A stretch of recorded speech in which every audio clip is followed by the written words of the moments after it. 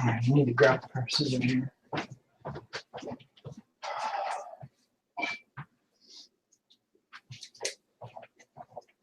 Oh, no. Yeah, piece of foam. Right here. That works.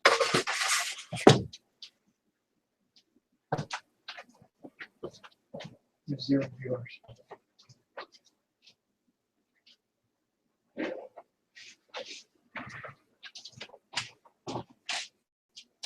There's a metal ruler around here. Do you know where it went?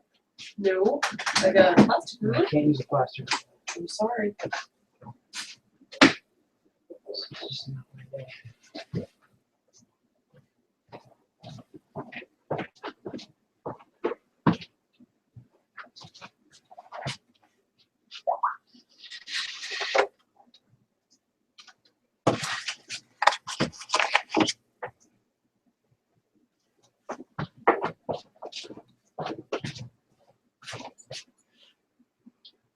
This is great. I have another ruler sign.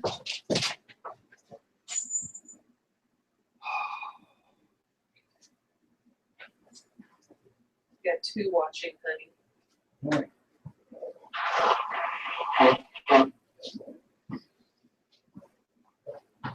Hello, people.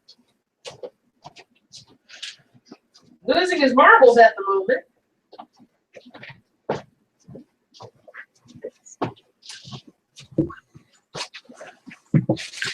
Right, hey everybody, for whoever's viewing, you have to bear with me because I'm a little bit behind schedule and we had some technical difficulties, so I'm trying to find my ruler. I can't find my ruler. It all started with a malfunction, wardrobe malfunction,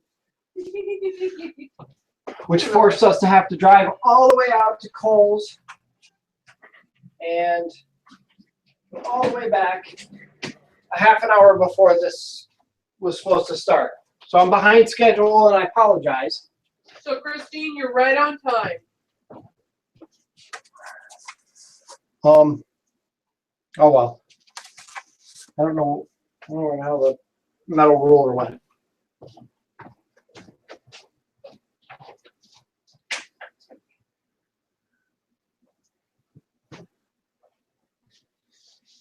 Don't know when.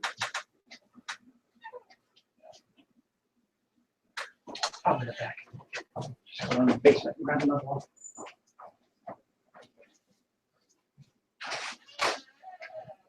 So, as you can tell, this is the new Tombstone he's going to work on. I hope everybody can hear me okay. So you can kind of see from the get-go how he does everything.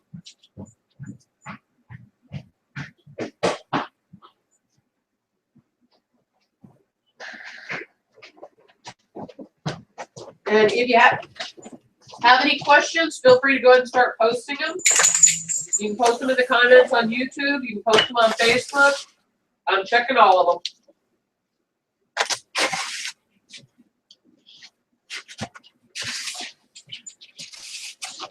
them.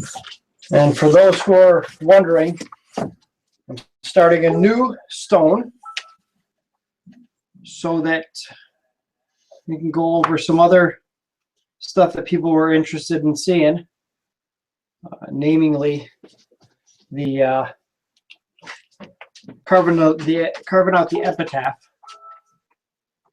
Sorry. What is dinging? That's me. I got bats in the belfry. So the major holdup today was getting this epitaph printed out. I'm still not entirely happy with it, but it'll have to do.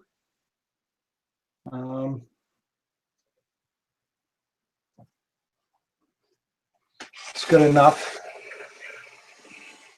And the stone that we're going to do today is an Ern and Willow stone.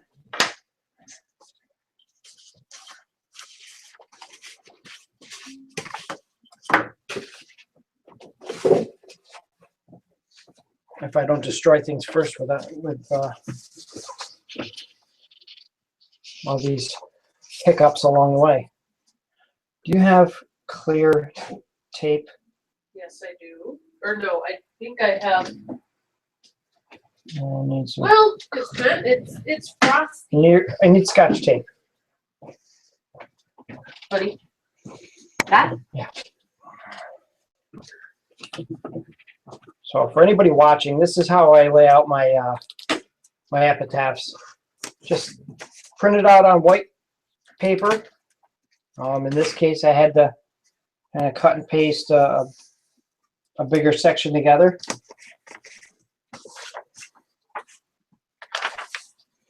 And since I don't need to have all this bottom stuff in the way right now, I'll set that aside.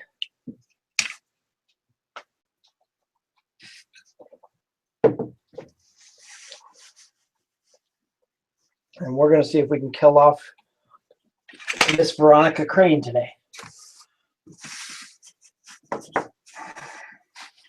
So I took the liberty of going through and cutting out the tombstone. And I need a pen. I cut out the tombstone and designed the epitaph. Where is my pens? Where's the good pens? Your Right here it pens is. are right there. I might as well show this since it's all still attached here. But the circle up at the top called the lunette. And all I did was I took a pin, I found the center point that I wanted to work with, stuck a little pin in there, and I have a pen and a string. And this is how we got these nice round edges. So, in case everybody's wondering, that's how that's accomplished. Yay! I know you made that. Yes, I do.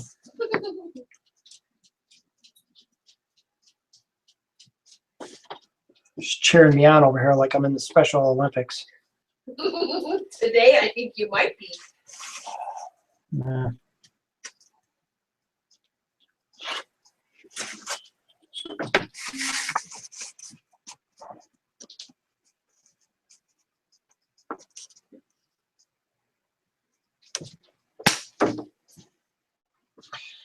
Then we're just going to tape this down.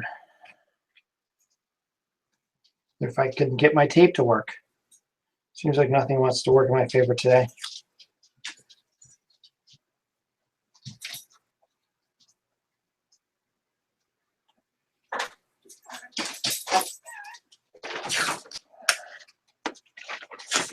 Only one thing working in your favor. Coffee's done. Yeah, the coffee's done. I'm drinking my lemonade.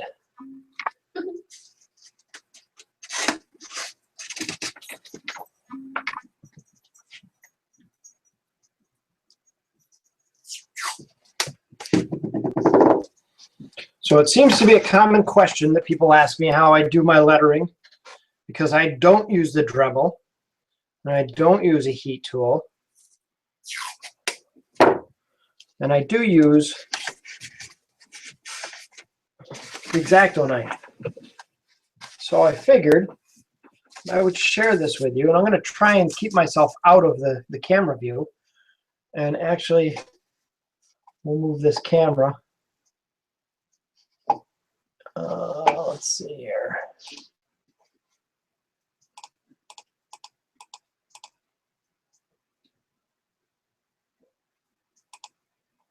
Bring you guys in a little bit closer here.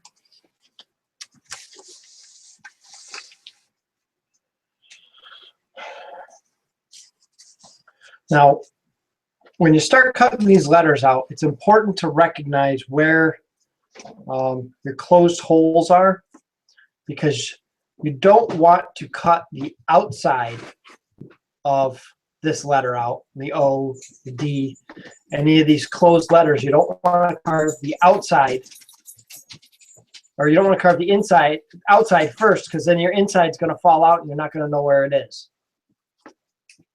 So I'm going to start with the H. We're just going to hold the X-Acto knife at a 45-degree angle, at about a 45-degree angle. And just start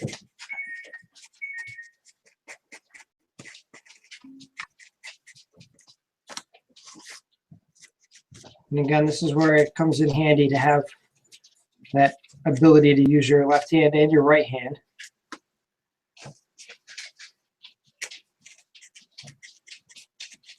You don't have to be fully ambidextrous to do this. God knows I'm not.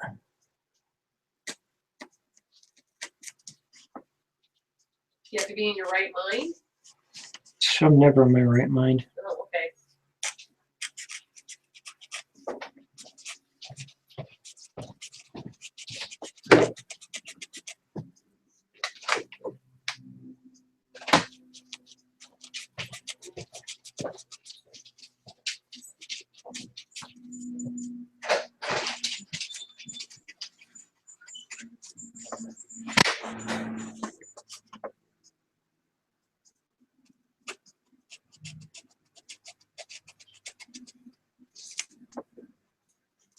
And for those of you watching, I'm sure the dogs are going to go nuts in a couple minutes Why is that? because Bryce is going to be coming back. He is running down to work to take this weekend off. So I apologize now. When he comes back, the dogs are going to go mad.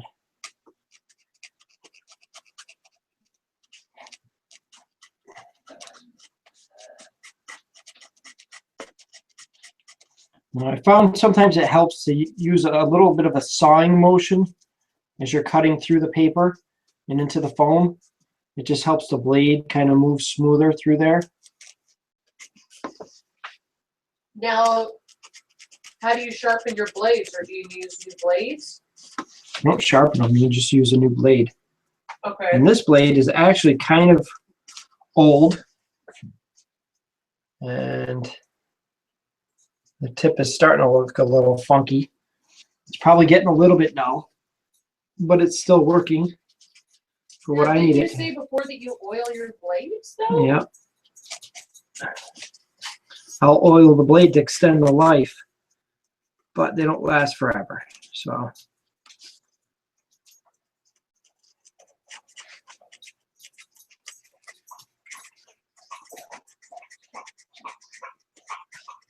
I'd show you all the blade and what it looks like when it starts to wear out, but I really don't think I'm going to be able to get a focus on this blade from that distance.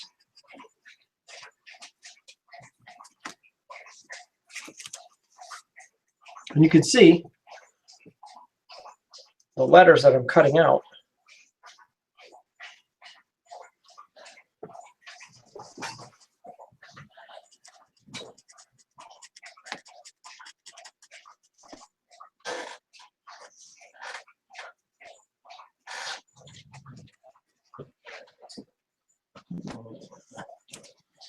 Sometimes the paper doesn't play nice.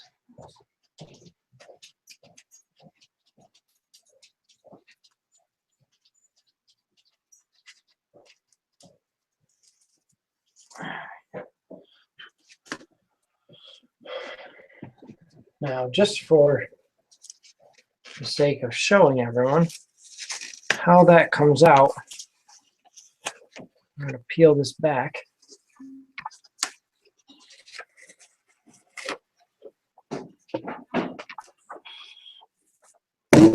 Whoop. And then I'm going to kick the camera. And then I'm going to try and pick that up and see if I can get myself lined up with the camera so you can see how that H comes out. Nice clean letters.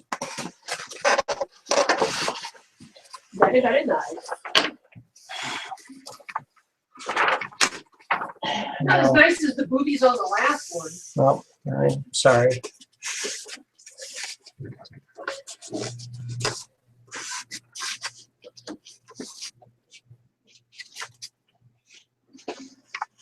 Now, I'll go through and I'll cut some of the letters out here, but I don't want to waste the whole night just cutting letters out. And you know what else? I need my light. Oh yeah, you're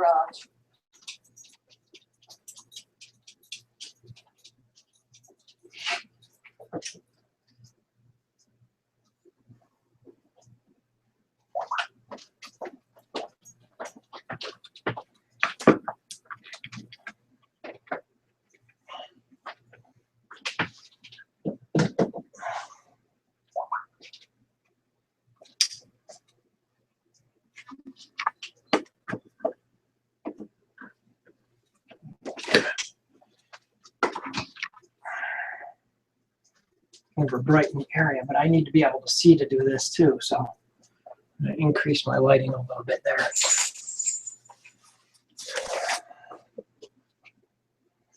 Now, like I said before, on these closed circled letters, I want to make sure that you're cutting out the inside first.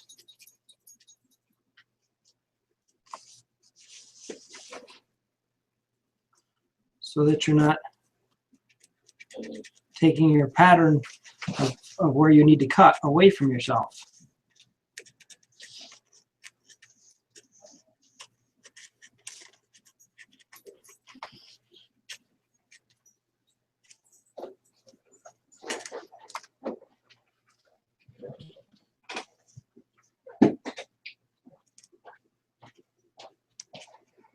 It's just so riveting.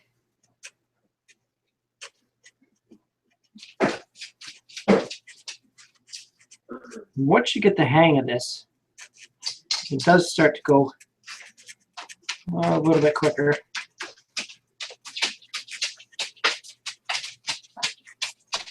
To get yourself into the rhythm. And I would prefer to spend the extra time to do this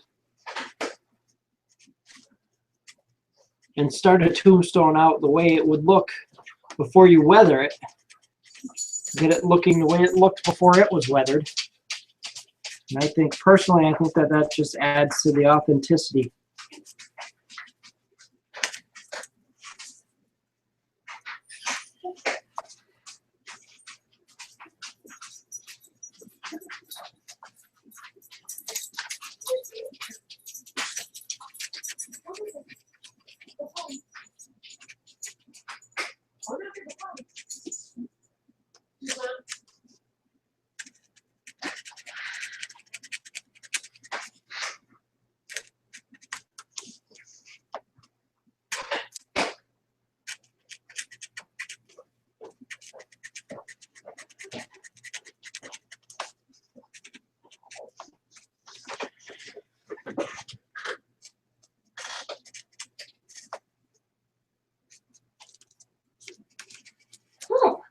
Chilly tonight. Chilly, it's warm in here. Oh. Let's see.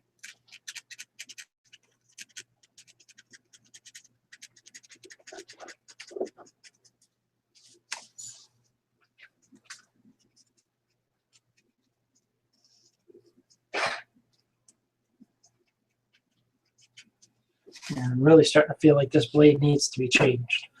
So I'm going to do that really quick.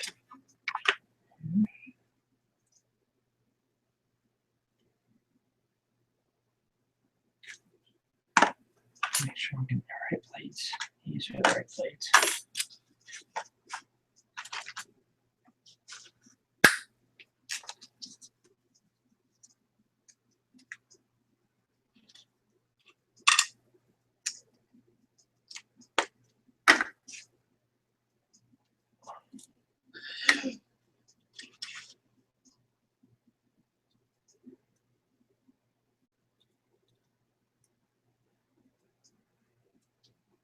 And you can see, maybe you can see, maybe you can't see, I don't know.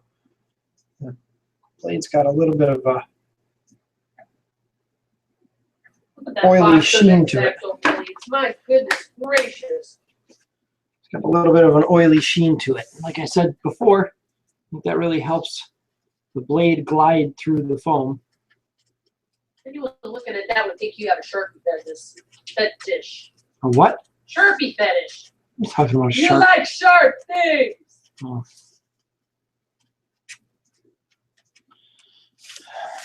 Hey, Scoob!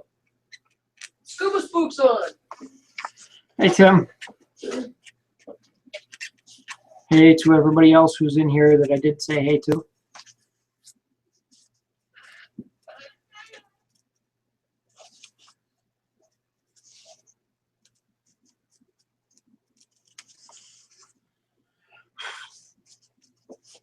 And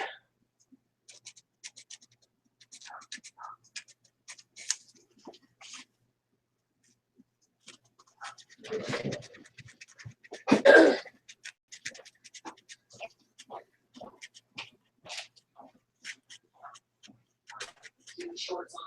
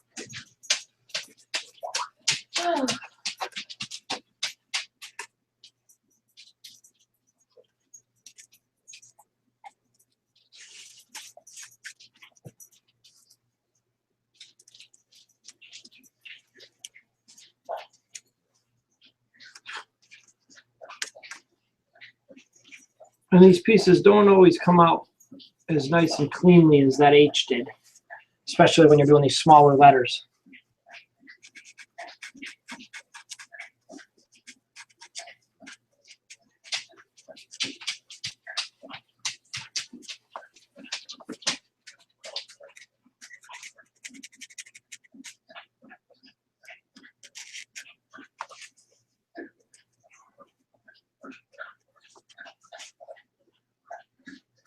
I was supposed to send out messages to a few people and tell them that I was doing this today.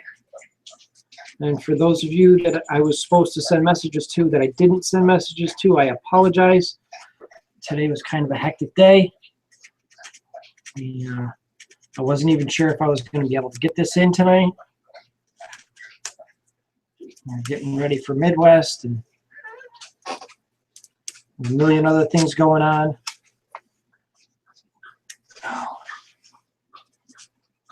It's driving me crazy, Cal. Yep.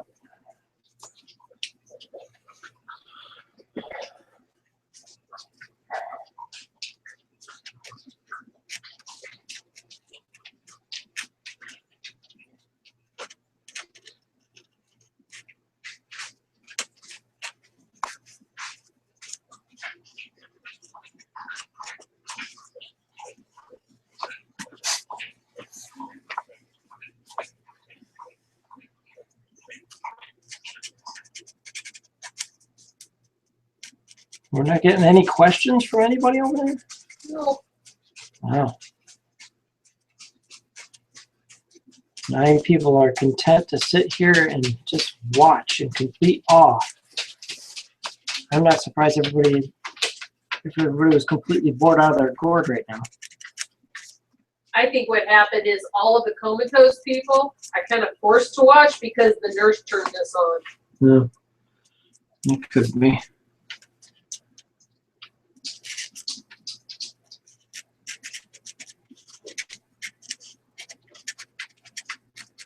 Hey, you never know. It might get them out of their coma.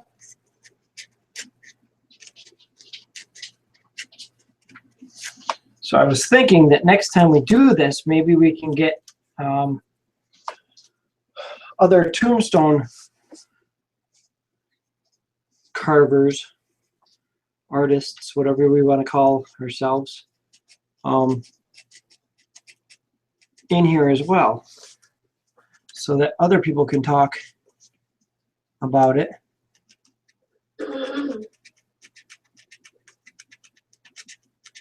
Scuba says, I remember from last week about keeping the knife oily.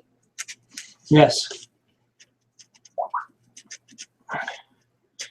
Keep a nice little sheen of oil on your blade. You'll cut through the foam a lot nicer, a lot smoother.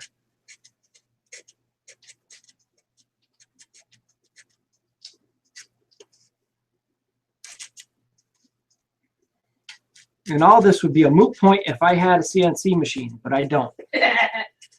Nor can I afford one. Nor can I afford one. But we have a lot of the tools to make one. Yeah, well, that's all right.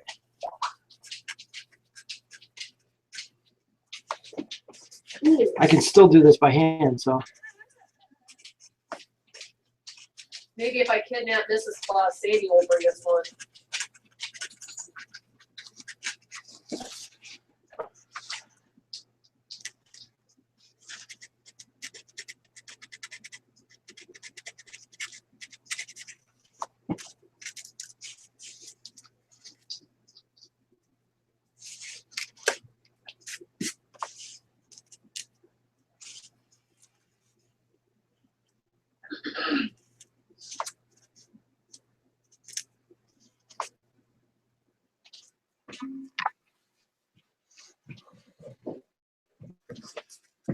And every once in a while while I'm doing this, I like to flip this back over and just kind of see how things look. So, find little spots that need a little extra attention.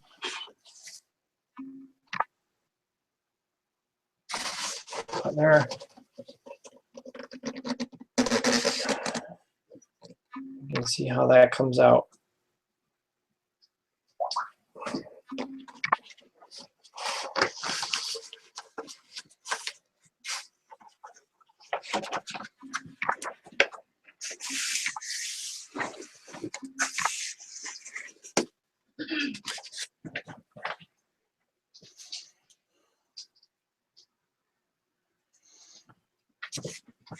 Now I think what I'm going to do is I'm going to cut these triangles out. And then I want to try and do a little bit of the border work. And I don't want these triangles to be exactly the way they are here, just because that's not how they are on stones that I've seen like this. So I'm going to give them a little bit of a concave.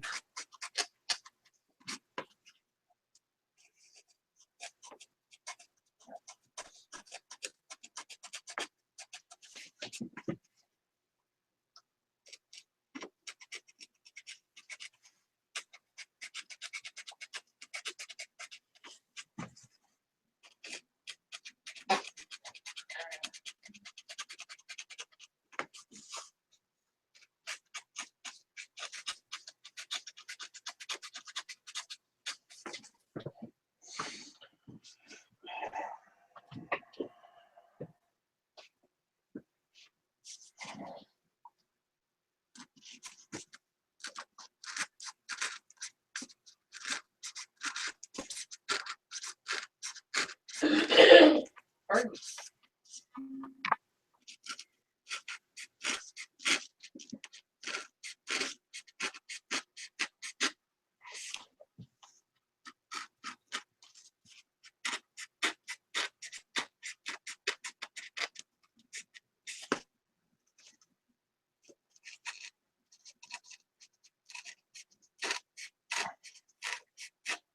And the reason I'm cutting all these triangles out now is I'll be able to take this pattern back off and then use this as a guide when I go to put it back on.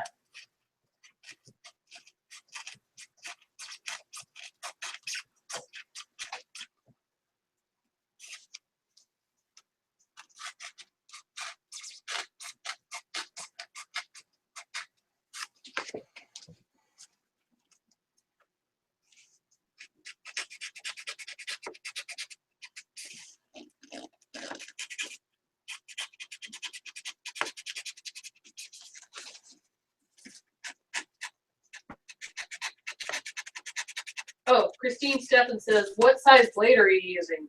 Okay, more serious. Number one, what type of foam are you using? What's the thickness? Why do you use that kind of foam? All right.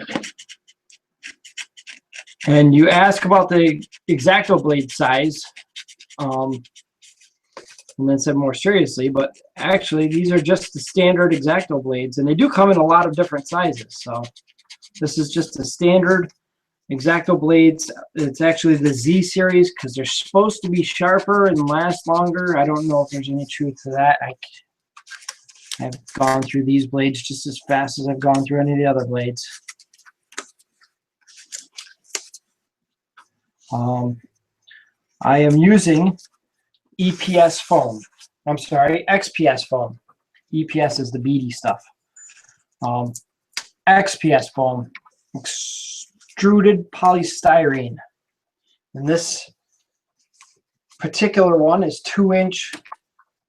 It's Dow brand. I believe it's Dow brand. Let's take a quick look underneath and see that I don't have the brand name on this particular piece.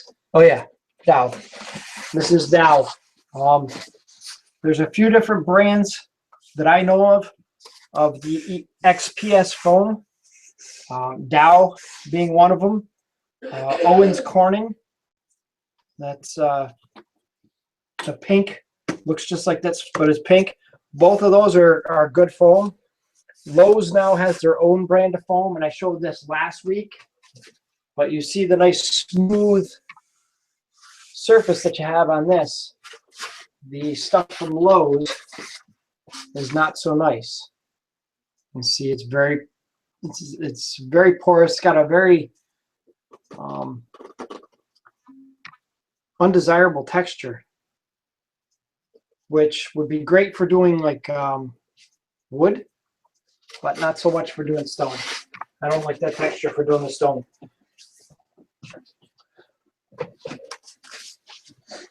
And then what was the other question? I think I covered them all, right? 2-inch thick foam. And not everybody can. Blade you're using. Yeah, I got And the. when you already said what you're using that kind of foam. Yep. Triangle Hunter says he's not 40 blue. Of course you are, Chris. Thank you.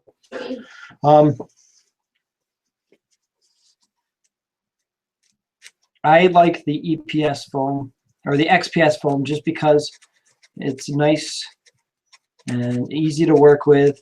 The EPS foam is great if you're doing very old sandstone type tombstones. As a matter of fact, our friend Rich, Ghoulish Cop, did a very nice Celtic cross out of the EPS, which is the beady foam, and it came out beautifully. So just because one person works with one type of foam doesn't mean it's right for everybody or every situation. What's the difference between pink and blue foam? The color. That's my opinion. They'll let me know by Thursday. Okay.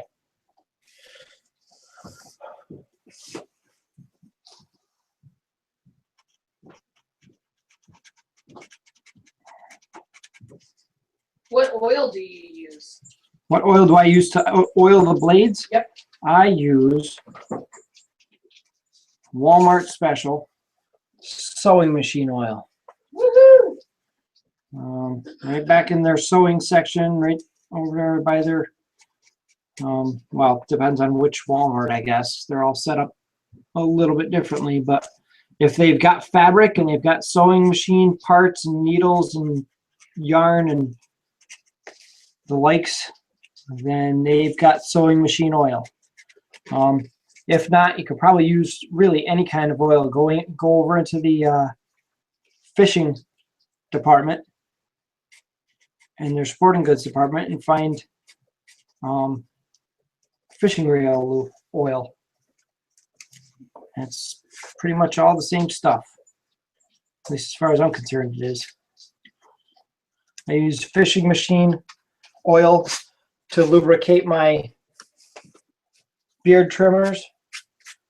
That, by the way, for those of you who haven't or aren't familiar with, I haven't been using my. What is the Bing? I don't know. What? Bruce! Oh, Sorry, it came to my phone. Oh. All right, so I'm gonna just do a couple more letters, and then I'm gonna pull this pattern off of here.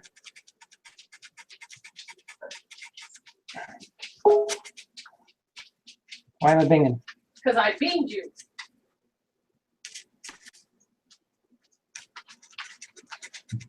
All right, let's see. Christy is subscribed to Instructable, so I'm sure you can make a CNC machine. Well, of course. And I started collecting all the supplies. Yeah, she actually has like 90% of the parts down in the basement to build a CNC machine. Well, now But if I'm building a CNC machine, I'm not taking the time to share all this wonderful artwork I want a CNC and machine. building. I've been trying to build a CNC machine for longer than we've been together. Yes, but other people want to know how to do this without a CNC machine. Other Right. people want to learn how to build a CNC machine.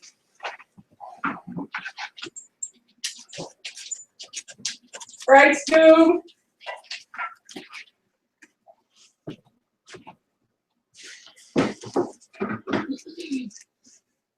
Dale. All right.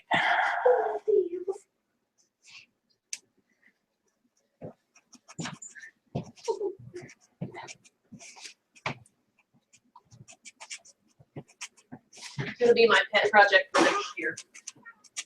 I'm not hurting myself for coffee.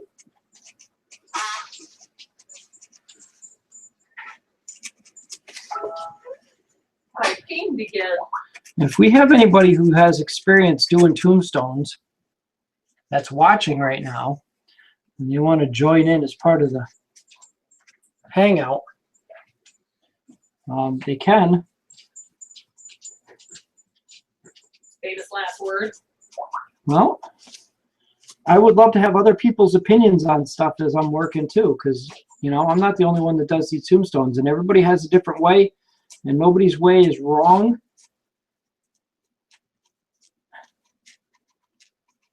Personally, I've never seen any other videos on people doing tombstones like this with an X-Acto. So if people want to learn how to do this and they want to watch this, then so be it. But I would love to have other input. Oh, let's do that. Now what I'm going to do is I'm going to mark the edges of this for right now, just so I know where this is going when I put it back on.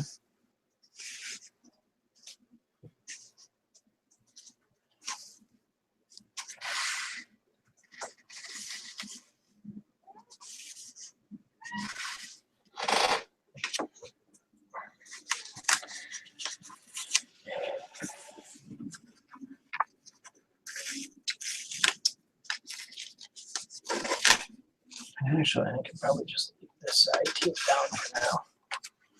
Just pull this side up. Let me see why this. All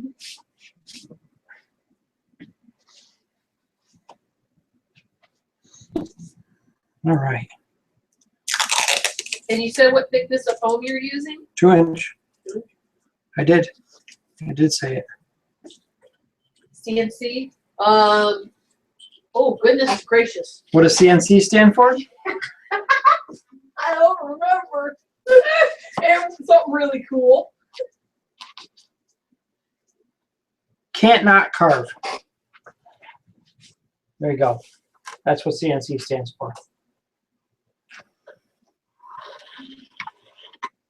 Computer numerical Contraption. control.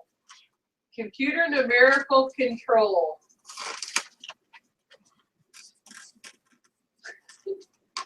And can everybody hear Christy okay?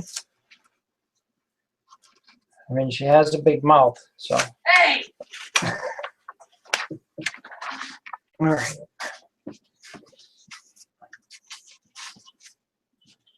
All right, let's see here. Let's give this border 2 centimeters. Sounds good.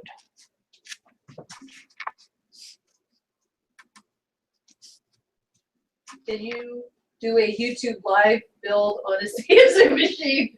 Why, sure, Scuba. You send me the kit. I'll build it. Oh, Christine said we have a hard time getting that kind of foam here. However, I was told that a company here has an extruded white foam that is just as good. Have you ever heard of it? Sorry, you wanted questions. I have not. Oh, ask away. You're probably talking about the ones that they use in hot tub tops, which tend to be a little bit thicker white foam. I think they also use them for marine applications.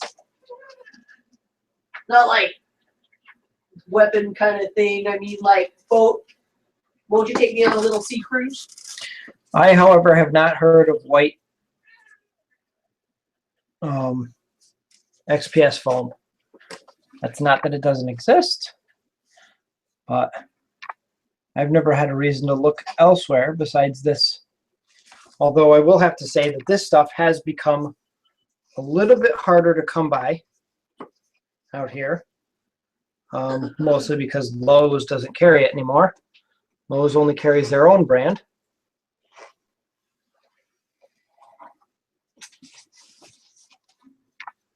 And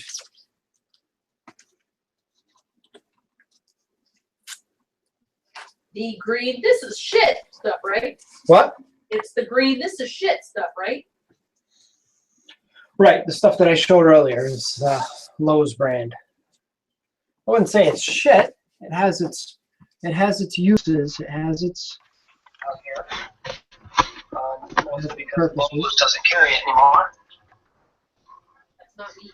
No, I know. That's Phil. That's Phil. Hey guys. Hey, Phil. Sorry, I was just watching a video and then I jumped in quick, so. That's no problem. The stuff that Lowe's has, like I said, was great for doing wood. I used that for the mantle top for our witches. What the hell is it called there? Oh, help me out. What's it called? The fireplace. Yeah, that's where a mantle goes, on top of a fireplace.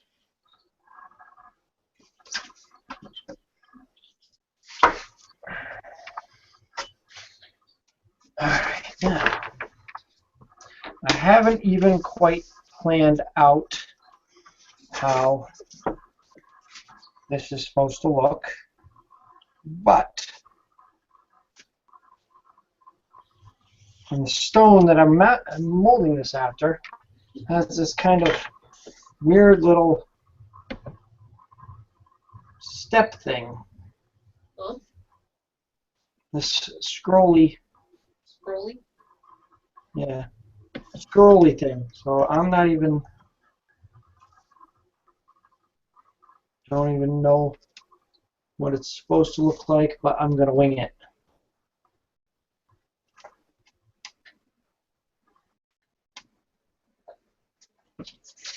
And that Lucky looks. Ship said yes, but I don't know what the yes is for. Who said what? Who said who? Lucky Step.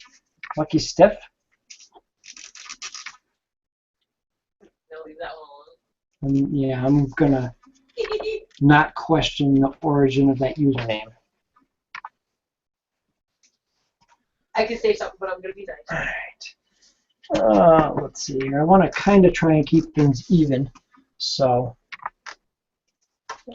Let's see. Todd Wilkinson says, lots of methods for foam carving. I've carved the same way as Kay does. For some projects, I've pulled out the Dremel and used the router attachment. For some projects, I've carved the letter outlines extra deep and then chipped out the bits to give it that choked look in the letter grooves. I've also done the reverse and chipped everything out around the letters to give it the look of a chiseled stone. Did he say it with that kind of enthusiasm? No. No. It's amazing how animated you can get with enough copy. Yes. You can get animated.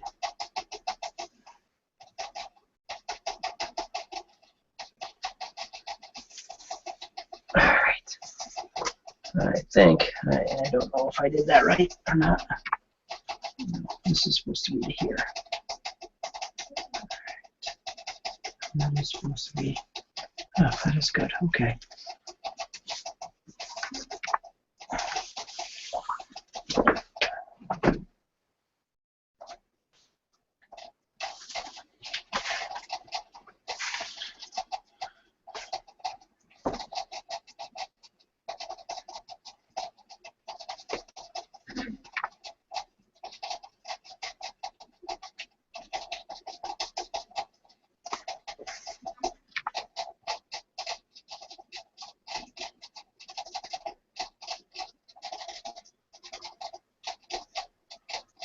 Is that popcorn?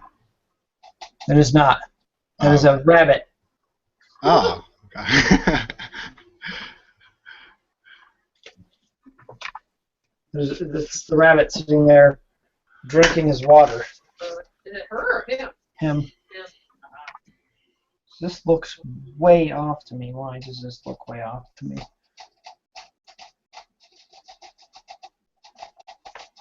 Well, I guess it's alright. I'm not making watches, right? And then you stare at it funny going, oh. Just move that over a little bit, and that looks a little bit better. And move this one over a little bit, and that makes that look better. All right. So this next step, we're going to work on the border over here. So let me adjust the camera just a little bit. And then you ask, has anybody watched the latest Penny Dreadful? Does anybody even watch Penny Dreadful? If they don't, shame on them.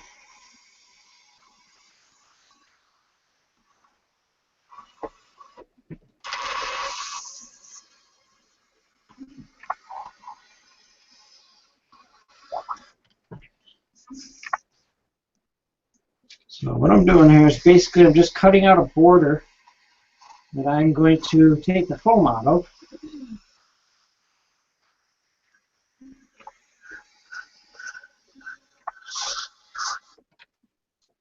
How is the Nightmare on Fallsbrook on audio? Nightmare on Fallsbrook. On audio? I don't know. I'll look it up. And Lucky That's- Stiff said yes what- when you asked if we could hear you. What do you mean, Phil? How is your audio? What are you talking about? Who's asking how? Because that's Lucky Yeah. Stiff. oh, well, that's Phil's. Hold on. Is Lucky Stiff? No, that's Lucky. No, Nightmare on Fallsbrook Phil, is what Phil's kind haunt. of thing are you doing? Yeah, that's my YouTube channel. Lucky Stiff? No, Nightmare on Fallsbrook. Oh. Right? I'm Yep. under. Yep, you're correct. So somebody is asking how you are on audio. Oh, how? Oh. Oh, that's what it is. He's asking how Phil can be heard from everybody else, and that's because Phil is actually in here. I'm special. You No, I'm just kidding. got the bus too? Damn it, dog! Sorry. Max farted. All right. Now, this is where my handy dandy Swiss Army knife comes in. I have been using the Swiss Army knife since the same Swiss Army knife, by the way, since I started doing tombstones. And this is my popcorning technique that I should probably start from the other end. It goes easier if you start from down here. So people hear me mention this once in a while, and this is all I do. Sit there and take this knife and scratch this top surface off of here. You gotta slow down when you get close to the edges, and that can be a little time consuming. But once you get going,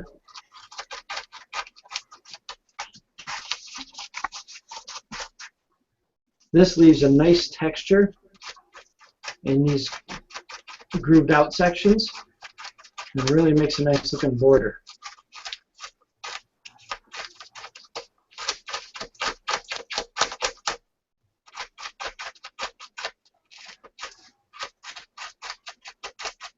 Man, after seeing all this work you put into this, I can't imagine if something happened to one of these tombstones, how much you'd freak out. I can. You know, things will get damaged, things will get stolen, it's going to happen. And Yeah. the bottom line is, if something gets broken, if something were to get damaged, well, then we'll just paint it back up, and it's just going to make it all the more authentic, right? I guess. I try not to put a lot of the really time-consuming stuff, like the what's it called there, the Celtic Cross chiller. I try not to put stuff like that out, just because if somebody were to damage that, that was 56 hours worth of work. Yeah. I mean, Jeez.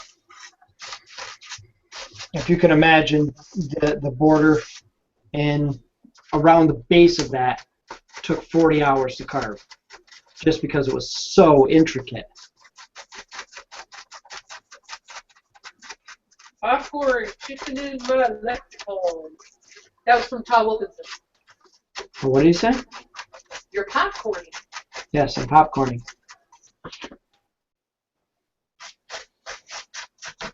And I don't know if everybody can see this well enough. This texture here that this leaves behind. Plus, this stuff is so much easier to clean up than Dremel shavings. Anybody who's had to clean up after a Dremel can probably attest to that. These big chunks. When my camera comes back in focus, are much easier to deal with. And there's that texture.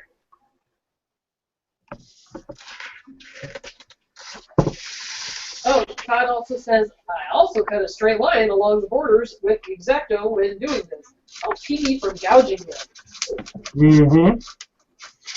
Which is funny because, you know, and these accidents, little accidents are going to happen. I'm going to turn this a little bit so maybe I'm not blocking everyone's view quite so much.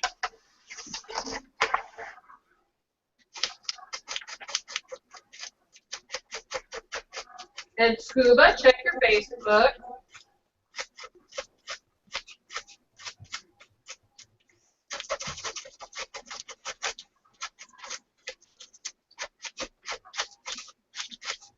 Sometimes I find it easier when you're doing this to just go right up the border. Pick this border because you have to be careful when you're around the border. You don't want to grab a hold of a piece of the border. And yes, and then of course then we weather our tombstones and we tear it all up anyways. But like I said not too long ago, I like to start with a stone that would look the way it would look when the stone started, if that makes any sense. These stones started as perfectly carved pieces of artwork before they're placed in the cemetery, and time does a number on them.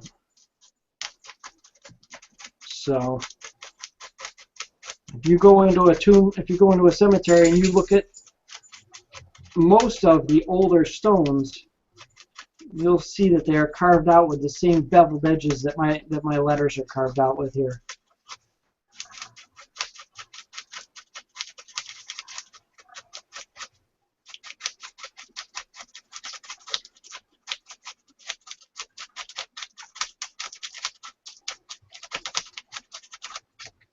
And you can see why I call this popcorning.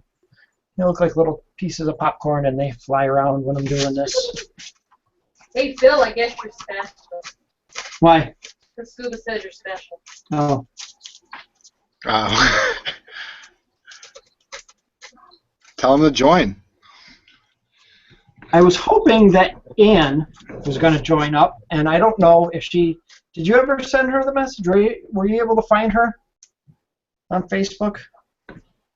I thought you were going to... Well, I was driving. Don't text and drive, right? I think you're not supposed, I think that includes Facebook.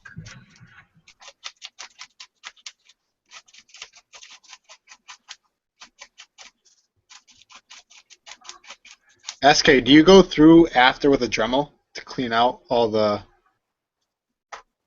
I guess, imperfections, or do you leave it like that? This here? Yeah. No, this I leave that exactly like that. I love that rumpled look. Okay. Nice. It's just a nice texture. It's a bitch to paint. Yeah. I will go over it just to kind of get any of these little pieces, especially up against the edge that didn't come out. Sometimes you'll get these little bits that kind of get themselves wedged in place. Hey, Scuba, you made it. That's my Tim? message in a bottle. Scuba Hey, Tim. special now. Hey, Right now, you're going to Midwest, right, Tim? yeah. Excellent. Oh, good.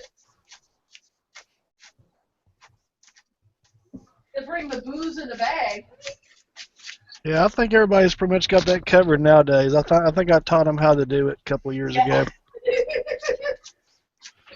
Oh, Todd says, FYI, bench grinder plus cheap dollar store 4-pack of paring knives equals this nifty custom foam carving tool.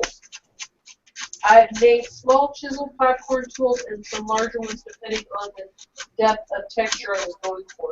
He likes using his knife. You do. I do like using my Swiss Army here.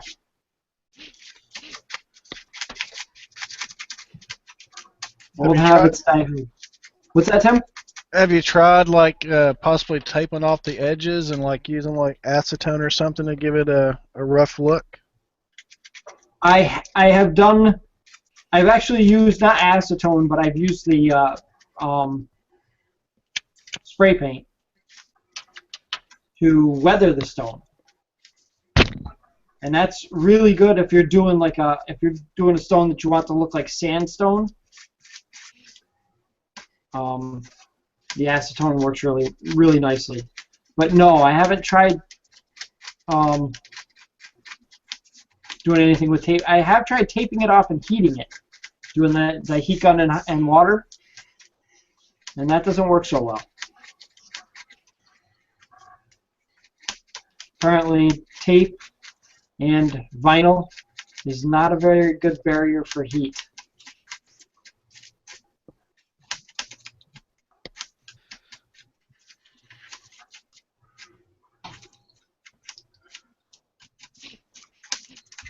I just could have swore I've seen somewhere where somebody had like did some taping and used like spray paints or acetone to actually do the engraving of it, and then just pulled off the tape and there it was already done.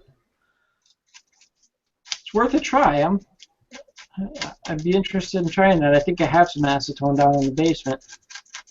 So it's like you can use like Christie's cry cut machine and cut out some stuff and lay the pattern over top a piece of styrofoam and try it out. He already did. No, I did the heat gun with that, Oh. not with the acetone. Oh. It's worth a shot. Yeah. One thing I don't like about the acetone is it seems like it's, and even with the spray paint, it's very inconsistent in the way it works. And maybe it's just the spray paint. I haven't tried it with the acetone, so that might work differently. But it seems like it doesn't always eat away at it. Yeah, it doesn't eat away at the same rate. One spot will eat away faster than another, and then you're left with a spot that's either not eaten away or too eaten away. Could you try applying it with a paintbrush, or is that not? No, if I was going to do it, I would do it with a spray bottle, just because I would want it to be.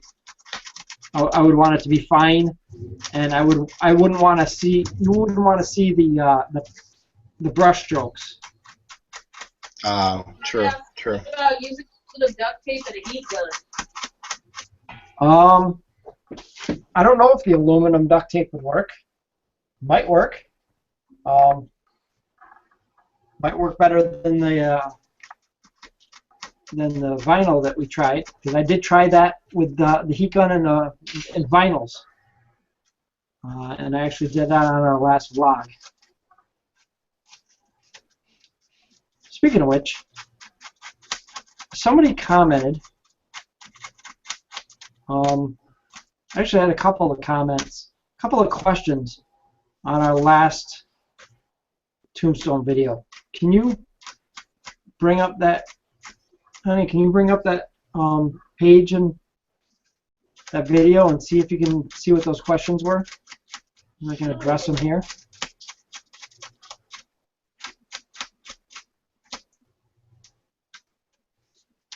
Phil, you stoked for Midwest? Yeah, 9 days. Woo woo. 9? You're not. It's 8 days. 8? Is it 8? You can't count. Today's over, dude. True. Okay, maybe it is 8. All right, I'll give you that. I'll give you that. 8 days. Yeah, it's crazy to think about. As far as I'm concerned, it's 4 days.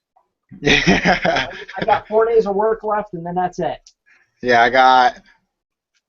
Shoot, wait, 5 more. 5 more. So. Taking the kids Sunday. We're gonna take the kids out to Six Flags. Have a nice little family day.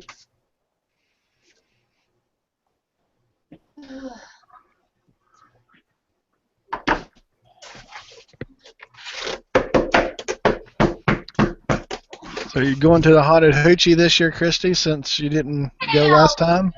She's going, but she's not going in. Let's see if I can get. I'll be outside looking at y'all going, there is no way in hell I'm going to there. Unless that place was set on fire and I can go see the movie afterwards. So there's the lettering. And that's how that border comes out. It's nice.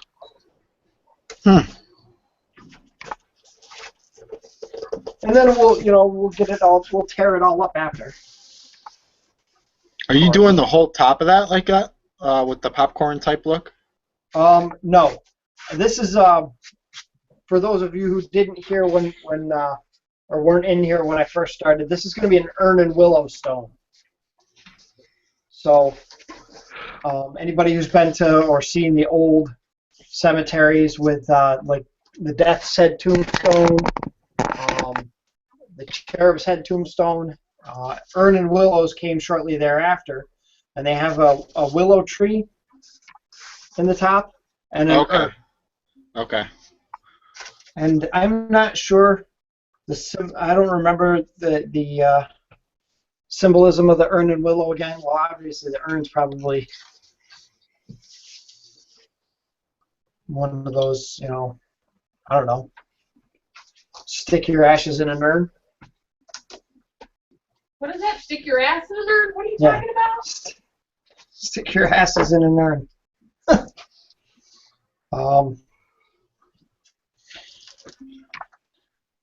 I'm old and forgetful nowadays, so. I think we pretty much touched on all of the questions from the last video, except you never really answered the question about your favorite Frankenstein. Who asked that? Do you remember? I think that was Logan, wasn't it? Chem Spider. Oh, all right. No, it was Chem Spider. And if you're watching today, Christy and I had actually discussed it while we were in the car driving home, and I would have to say that I liked the Frankenstein from Van Helsing. Excuse me.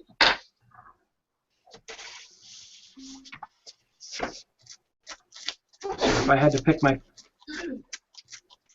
And most Tom memorable. says, when I have used spray paint and tape, it never really turned out the way I wanted it. Wait.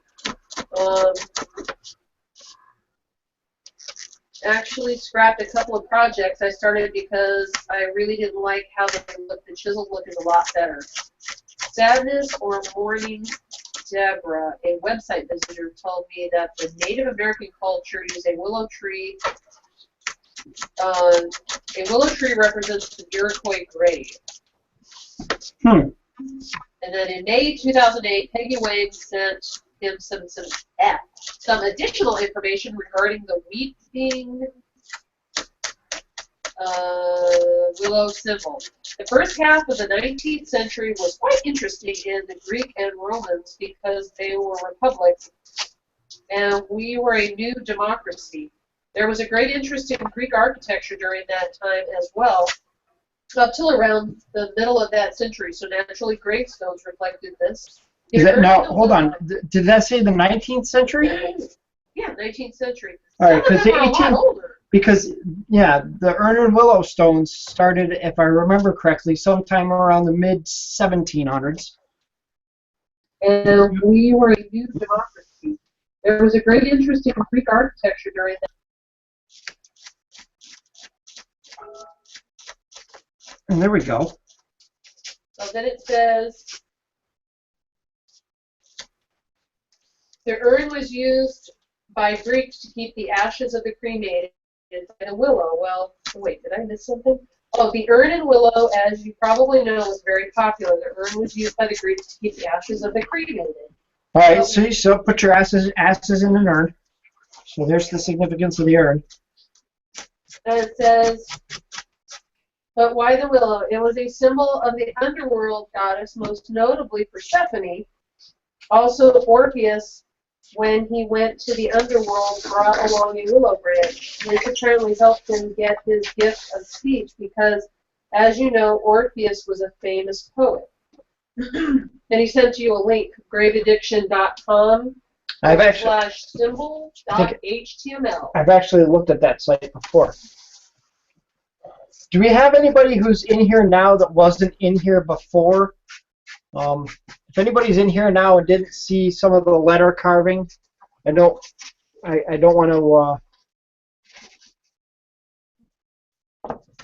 want to skip out on anybody if they didn't get a chance to see that. But I'm actually going to set this aside for a minute because I had a special request from another friend of ours who wanted to see something different, wanted to see something else. And that was, we can come over here and grab the in progress Death's Head tombstone, which anybody who's interested in seeing this hasn't gotten any further than it was last. Let's back this camera up.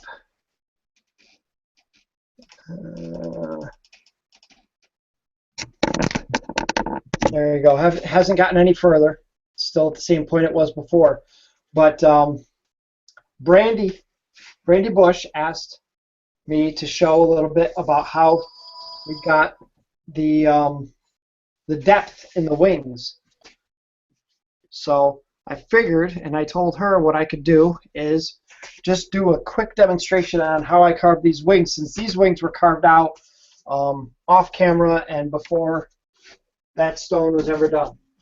By the way, while I'm thinking, anybody who has ever carved tombstones,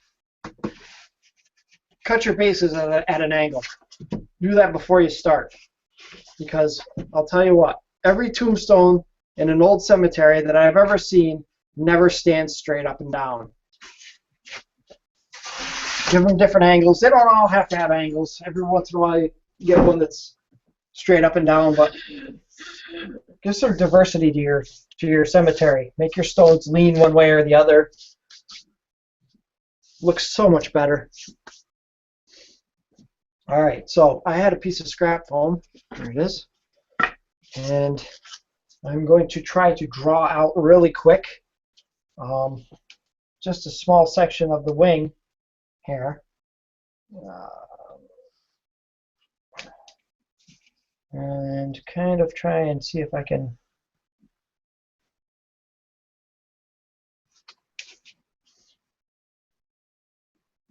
do a couple of these feathers.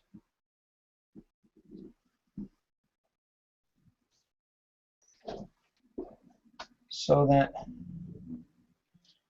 she and others can see how this was done.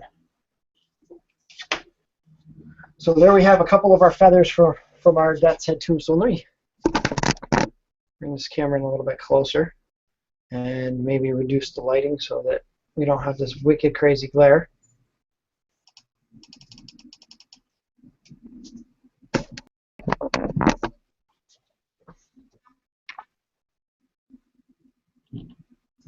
Let's see here. Light over from this way. That doesn't help either, does it? You know what? I'll just turn the light off.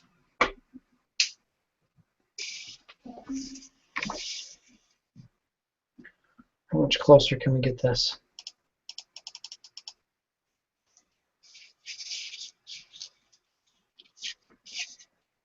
All right, so there we got a couple of the feathers from the Death's Head tombstone.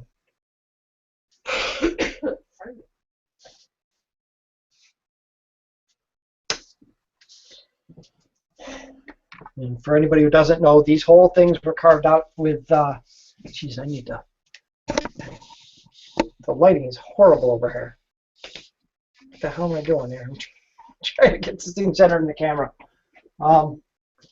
Scuba has a great work light. I think you need that. Well, the problem is when I turn, I mean, I have a great little light here, but when I turn the light on, it creates all kinds of, see? I can't see nothing. What if I do this? What if I angle it up at the ceiling? Reflects on the light off of the ceiling. That doesn't help either. What the? All right, you know what? This is what I'm going to do.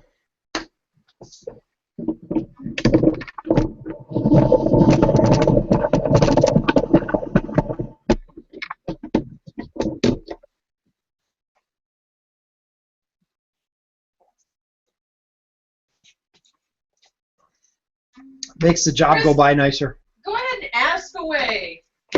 What? What brand of paint do you use to paint these? What brand that you... Chris, go ahead and ask. Okay, some of the questions, SK, are from your last video that I went back and I looked at, and I thought that they may still apply and people may still have these questions. Like one of the questions was, what brand of paint do you use to paint your tombstones? Okay. And is it water-based or alcohol-based? It's all water-based acrylics. I actually just use the apple barrel, just whatever acrylic hobby paints that I can get at Walmart.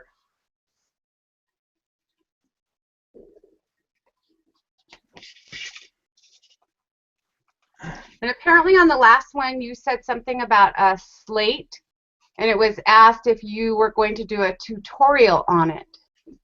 I will do a tutorial on the slate if I can figure out exactly how to do it. And I really haven't, I've given it some thought, but I really haven't played around with it. And who knows, maybe I'll try that right here on, you know, while I'm doing this, because I have this nice little scrap of foam to play with. And I have people who are interested in the stuff that is going on here, so I love that sound, that squeaking of foam, because that sound used to drive my ex-wife crazy. I would pick up foam from Lowe's. Oh, she would bitch the whole way home. You know, earlier, SK, somebody asked about the type of oil you used. My question is, what do you use the oil for? I use the oil for oiling the blade, and I'm going to actually do that right now because I need to, if I can find the oil. I thought you put the oil right there. So I might as well pull this out and show everybody again. What happens is the blade gets dry. This is the stuff I use. It's Singer all-purpose machine oil, and I use this to oil my beard trimmer and anything else that needs to be oiled. And I put a little tiny bit on both sides of the blade, and it helps the blade go through. When it dries out, it starts to grab the foam as it's trying to cut through. And you can see, I don't know if you can see, maybe you can't. Let me see if I can get this in here. You can see those little spots like that where it grabbed the foam in the cut. Mm-hmm. And that's what happens when the blade gets dry. So if you keep a little bit of oil on it, it'll help keep a nice smooth cut.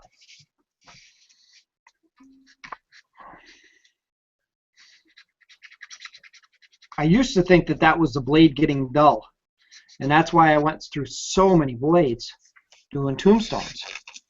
And then I realized not too long ago that all these blades come with a little bit of oil on them. When you pull them out of the package brand new, they have a little bit of oil on them.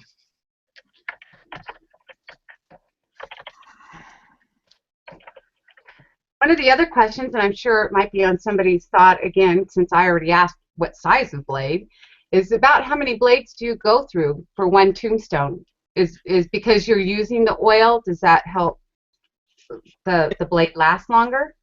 It definitely helps it last longer.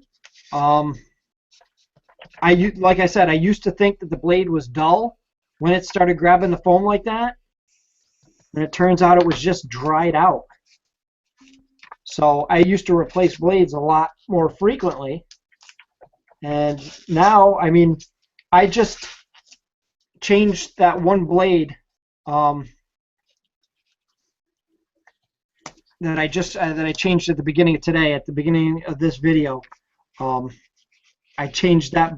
That's the same blade that I did almost. Well, I did half of the wing on the Death's Head tombstone, and all of the right side border and half of the left side border with that blade. So a tombstone like this, I would probably think about changing the blade at the start of it. Just start with a fresh blade, and it'll probably carry you through the whole stone. All right, so I just wanted to kind of cut out a little bit of a border here. Now on the Death's Head tombstone, I did popcorning all the way around, but I didn't want to spend all the time doing the popcorning around this piece of the wing. So the first thing I do was just to cut out a thin gap in between each row of feathers.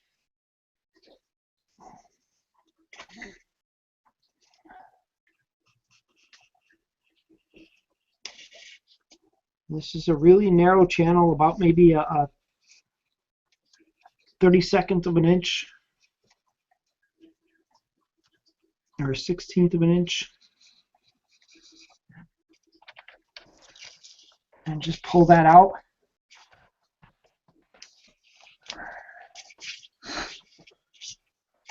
Then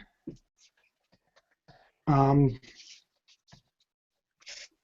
going to start here as if this is the beginning here. So I'm going to, kind of like I did around here, around this edge, is I'm just going to cut a taper right along that to bring the base of those, or the I don't know what part of those wing or feathers, but up towards the tip of the feather, in underneath.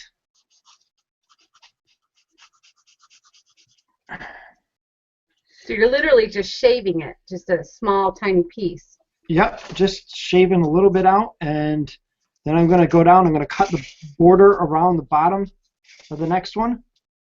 And I'm trying not to block the view here, but it's difficult. So I'm just going to cut around that one, and I'm going to do the same thing. I'm just going to shave a little bit of the foam. I'm going to go down probably about 1/8 of an inch maybe. Cut that out and peel that part out.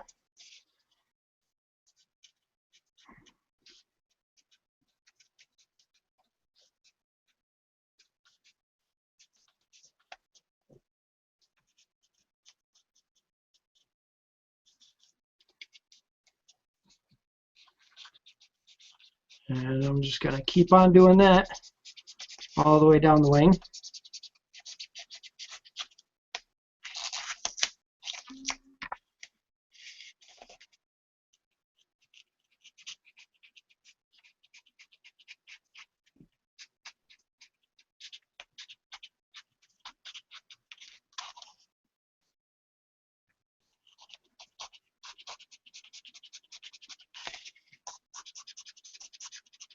And this is really, it's, I had mentioned it before. I try and think of this like the way Alan thinks of sculpting, and that's when you're sculpting in clay, you're just adding a little bit until you've added what you want. And this, it's the same idea, but instead of adding, you're just taking away. Take away a little bit and a little bit and a little bit until you get what you want.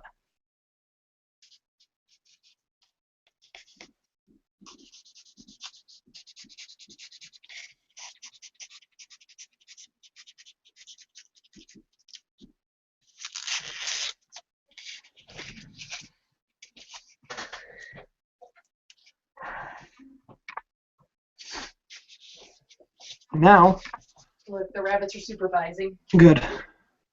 Now I'm just going to take and I'm going to cut a little ridge line here where the spine of that feather is going to be.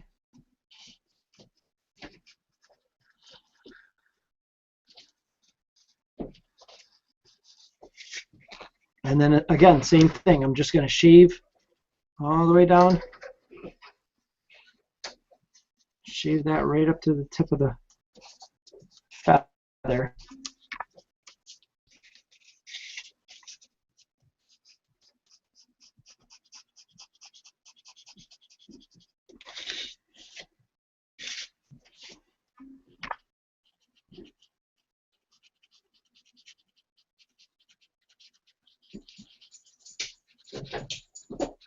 And the foam is transparent enough where you really can kind of see where your blade is.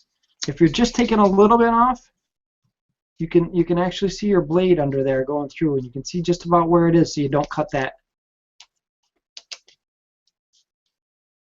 ridge off.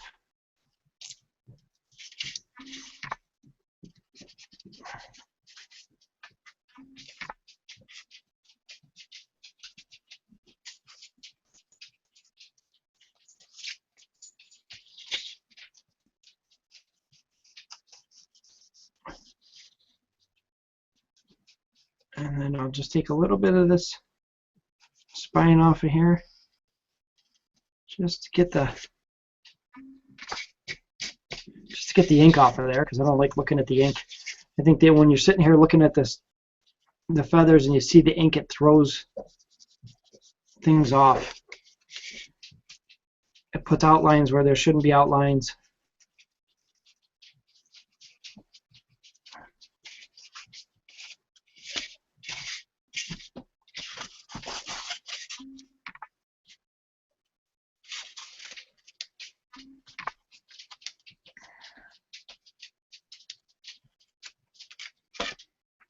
So there you can see how that feather looks.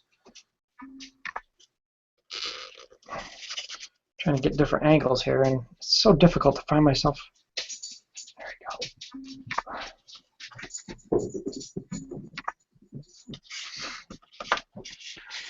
And that's really all there is to doing these feathers. Again, it's just like anything else. Once you get going with it, it goes pretty quick.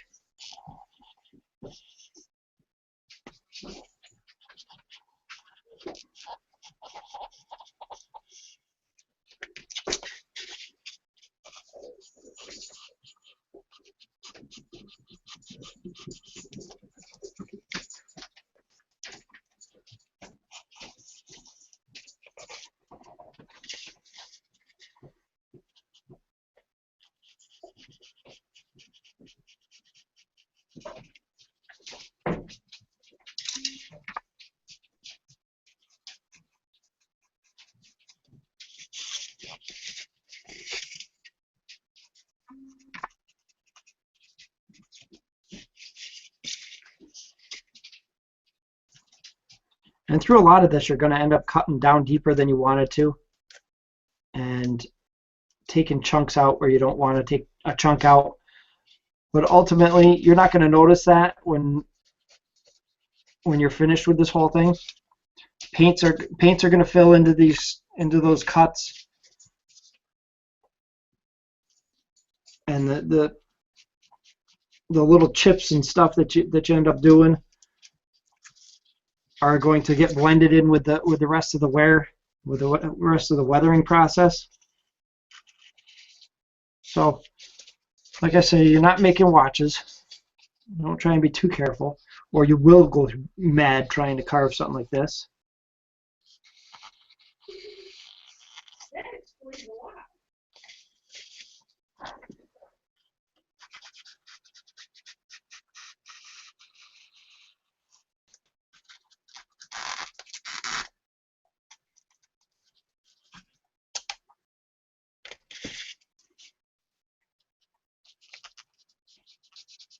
What are you saying, that I'm crazy? Well, if the straight jacket fits. Huh.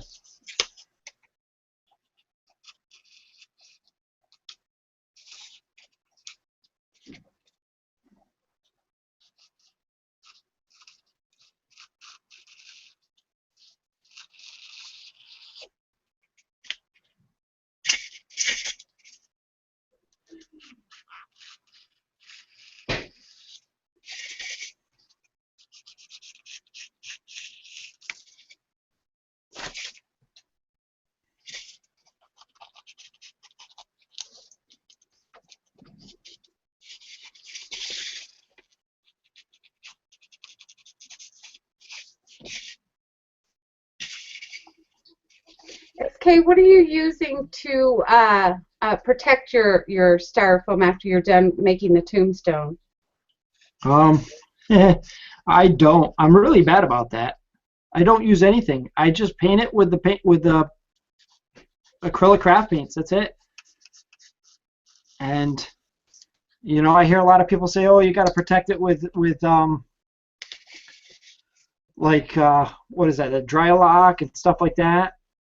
And that's all well and good, but it's styrofoam. It doesn't need to be protected from anything. It's waterproof. It's weatherproof. I mean, you're going to get chips and dings in it from you know, from a falling branch or something from a tree, or you know, from getting banged around during storage. But really, I've never needed to do anything to protect the stones, and that goes all the way as far as the even the Celtic cross. The only thing on that stone is paint, plain old craft acrylics. Oh, Todd asks, have you ever tried your hand or even thought about making any of the tree stump log tombstones, like those made by the Woodsmen of the World / Modern Woodsman Association?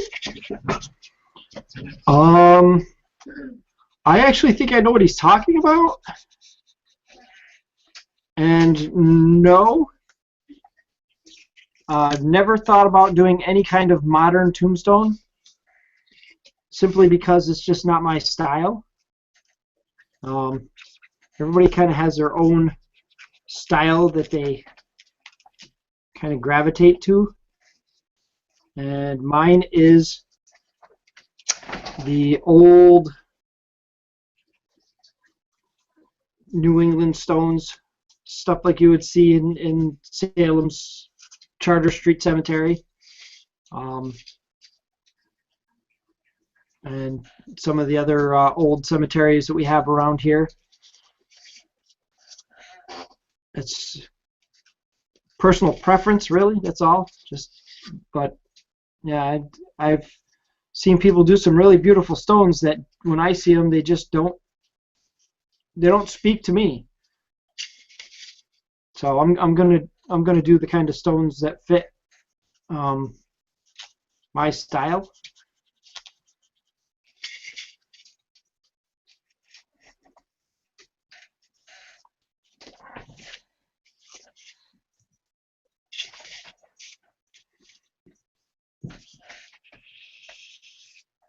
So once you get the CNC machine going, do you think you'll still do more hand carving than the computerized? Oh yeah. Like I said, I think I said it last week. This is artwork, and it's not that you can't design a beautiful piece of artwork on a computer and then print it out on a CNC machine, but for me, it's just not the same. And Todd says those tombstones date to the 1890s. Todd, when he says modern, he thinks 1600s is about there. Anything newer than that is considered modern. No, that's not true. That's not true. I like the stones that I like the stones that date from the 16s, 1700s. Really, the Death's Head and the Cherub's Head, Urn and Willow, those eras of tombstones.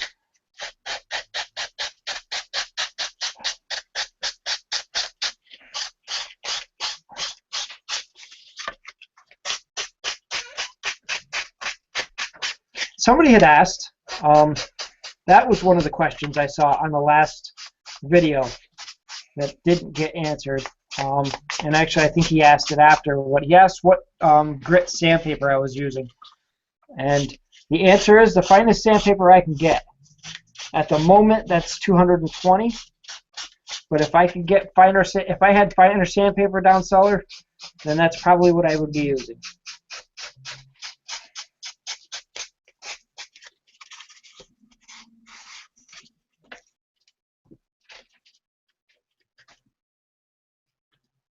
Just some little minor touch-ups here.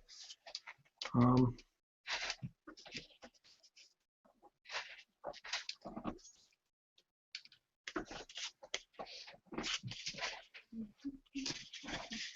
sorry, I keep pulling that thing off the camera.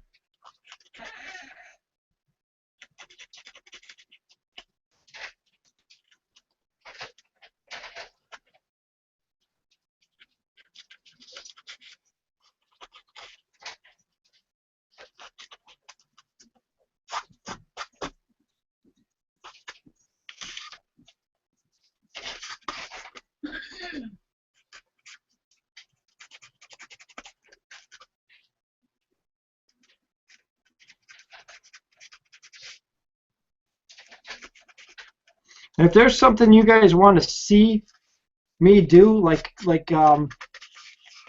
Brandy had asked to see this, if there's something you want to see me do, feel free to send me a message. And even if it's something I haven't tried before, I don't mind trying it. And you know, if it's something like trying the acetone and tape, I might give it a shot just on a vlog.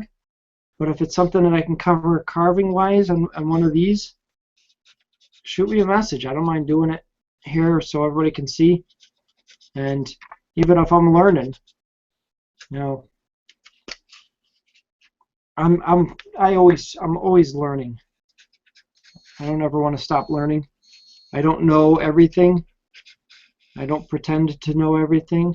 Except for when I go to the store with Christy and I tell her that between my sister and I, we know everything. But no, really, I don't know how to do everything, and I'm always trying to learn new techniques and new tricks to accomplish what I want to get at. So there you go. There's the, let me get this damn thing out. Camera. There's the feathers. And this was a really, really quick. I probably would have spent a little bit more time tidying these up if they were actually on a stone, but I mean, they look pretty good.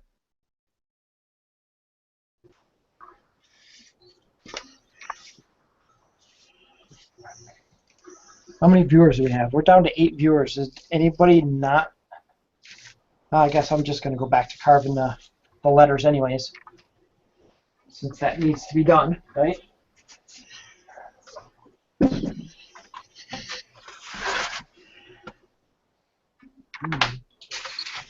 Back this camera back out, and I'll probably go for a few more minutes, but I'm going to probably keep this chat going afterwards, so if anybody wants to stay on here, you're welcome to.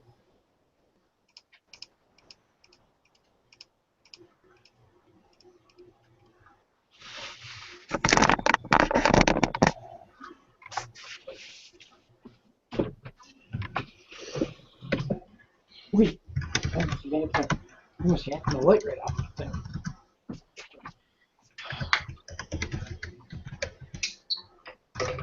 Phil, what are you going to the hunters or to the ball as? You got your costume? What, me? Yeah, you go. Nope, no idea still. I don't know what I'm gonna do. That's not good. I know. I got a couple ideas, but it's about executing them and not trying to spend a lot of money. But I don't know. I don't want to give it out, but at the same time, I kind of want, some like feedback. But I don't know what I'm going to do yet.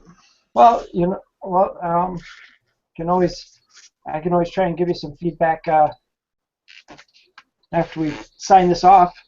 Yeah, maybe we'll do that. And it is 11 o'clock now.